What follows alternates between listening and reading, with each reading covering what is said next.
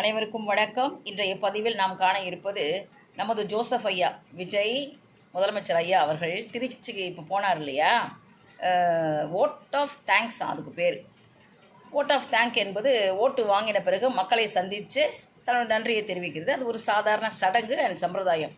அது வெள்ளைக்காரனால் உருவாக்கப்பட்டது.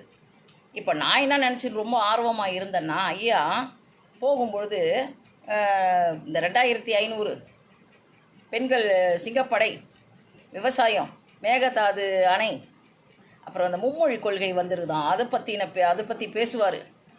நிறைய விஷயங்கள் இருக்குதே.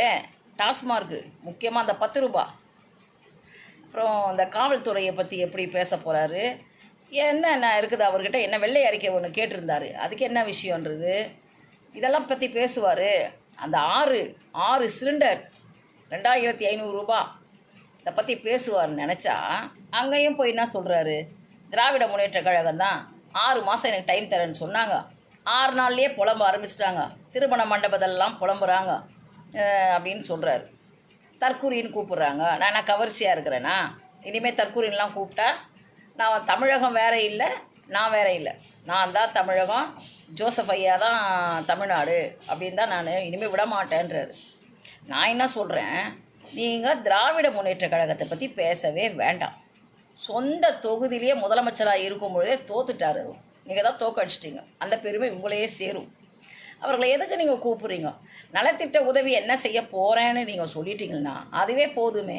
இடைத்தேர்தலுக்கான பேச்சாக தான் இது இருக்குதே தவிர, திருச்சியில் இப்போ எலெக்ஷன் வரப்போகுது, அது உங்களால் தான். அந்த எலெக்ஷனுக்கான பேச்சு தான் இது. ஒரே ஒரு தாரக மந்திரம் நீங்கள் நல்லா தெரிஞ்சு வச்சுக்கிட்டீங்க.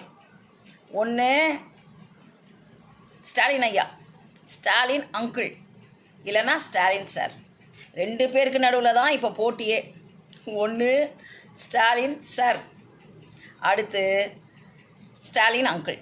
இந்த தாரக மந்தத்தை நீங்கள் கண்டுபிடிச்சிட்டீங்க.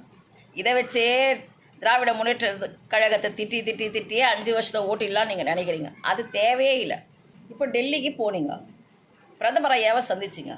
அங்கே என்ன நம்மளுக்கான நலத்திட்டத்தை என்ன அது கேட்டிருக்கீங்க, தமிழகத்துக்காக என்ன கேட்டீங்கன்னு நீங்கள் சொன்னீங்களா? அங்கே சொல்லியிருக்கலாம்ல. அந்த திருச்சி மேடையில் பத்திரிகையாளர் சந்திப்பே நீங்கள் நடத்தவே இல்லை.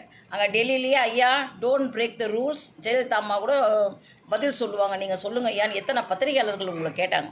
நீங்கள் பதிலே சொல்லலை, எங்கேயுமே வாயை திறக்க மாட்டேனுங்க. இது ஒரு நல்ல வாய்ப்பு தானே உங்களுக்கு. நாங்கள்லாம் ஆசையாக காத்துன்னு இருக்கோம்.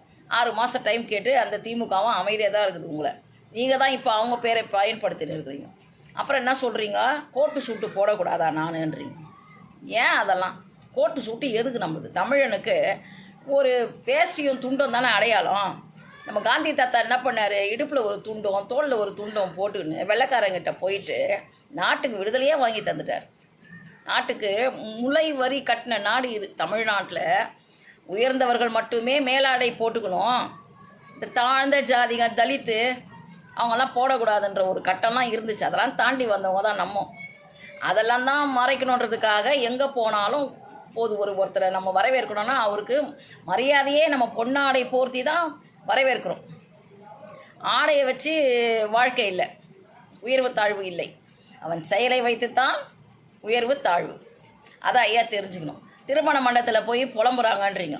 திராவிட முன்னேற்ற கழகம் வளர்ந்ததே கல்யாண வீடுங்களையும் கல்யாண வாசலுங்களையும் தான். அங்கே முதல்ல எடுத்தவொடனே கணவன் மனைவி அந்த மணமக்கள் வராங்களோ இல்லையோ ஒரு மைக்கு வந்துடலாம். அதை பற்றி நான் பேசுறதுக்கு ஒரு 10 பேர் வந்துடுவாங்க. அங்கே வள்ளுவம் பேசுவாங்க, வாழ்வியல் பேசுவாங்க, அரசியல் பேசுவாங்க, கொள்கை பேசுவாங்க, கோட்பாடு பேசுவாங்க. அவங்களோட வாழ்க்கையே பேச்சு. உங்களோடது என்ன? ஐயா பேச மாட்டார், முதலமைச்சர் ஐயா தேவையே இல்லாமல் ஜோசப் ஐயா பேச மாட்டாருன்னு ஒரு பேர் எடுத்து வச்சுருக்கு. அப்போ செய்யலை, இதை செய்யணும் இல்லையா? நீங்கள் இனிமேல் திராவிட முன்னேற்ற கழகத்தை பற்றியோ இல்லை மற்றும் பலரை பற்றியோ பேசவே கூடாது. உங்களோட பேச்சில் எங்கேயுமே பாரதிய ஜனதான்ற ஒரு வார்த்தையே இல்லை, மத்திய அரசு பற்றின பேச்சே இல்லை உங்களுக்கு. அடுத்து நீங்கள் என்ன சொல்கிறீங்க, தெருவுக்கு தெருவு போதை கலாச்சாரத்தை உருவாக்கிட்டு அது ஸ்ப்ரெட் ஆகிடுச்சு. அப்போ ஸ்ப்ரெட் ஆகாமல் இவங்க இனிஷியல் மூமெண்ட்லேயே இவங்க கட்டுப்படுத்தியிருக்கலாம் இல்லையா? அதை கண்ட்ரோல் பண்ணியிருக்கலாம் இல்லையா? அப்போ பெண்களையும் குழந்தைகளையும் நம்ம காப்பாற்றிருக்கலாமேன்னு நீங்கள் சொல்கிறீங்க. அவங்க அந்த போதை கலாச்சாரத்தை உருவாக்குனதுனாலையோ இல்லை கட்டுப்படுத்த முடியாததுனாலையோ தானே அவங்க தோல்வி அடைஞ்சிட்டாங்க. உங்கள்கிட்டயே மக்கள் எடுத்துகிட்டு வந்து ஆட்சியை கொடுத்தாச்சு. வந்த அதாவது முதல் தேர்தல்லையே முதலமைச்சரானவர்கள் நீங்கள். அப்போ நீங்கள் என்ன பண்ணியிருக்கலாம், முதல் கையெழுத்துலேயே பூரண மதுவிலக்கு தமிழகத்துக்கு, இனிமேல் போதை கலாச்சாரம் தமிழகத்தில் கிடையாது, நான் போதை கலாச்சாரத்துக்கு எதிரானவன், வேரோடு அழிப்பேன் போட்டிருந்தீங்களா கையெழுத்து, எவ்வளோ நல்லாயிருக்கும். அவங்க தவற விட்டதெல்லாம் நீங்கள் செய்திருங்க ஐயா, அதுதான் உங்களுக்கு மிக சிறந்தது. இனிமே மேடையை பார்த்தவனையும் திராவிட முன்னேற்ற கழகத்தையும் இல்லை மற்றும் பலரையும் திட்டாமையோ இல்லை அவங்கள பற்றி பேசாமையோ நலத்திட்ட உதவிகள் மக்களுக்கு என்ன செய்யணும், எப்படி இவங்களை முன்னேற்ற பாதையில் கொண்டு போகணுன்றதை மட்டுமே நீங்கள் சிந்திச்சிங்கன்னா நிரந்தர முதல்வர். நீங்கள் நிரந்தர முதல்வராக இருக்கணும்னு தான் மக்கள் ஆசைப்பட்றாங்க. அதுதான் அவங்களோட ஒரே எண்ணம். அதனால் நீங்களும் மக்களோட நலனையே சிந்திக்கணும். அதுதான் என்னோட விருப்பம். நன்றி, வணக்கம்.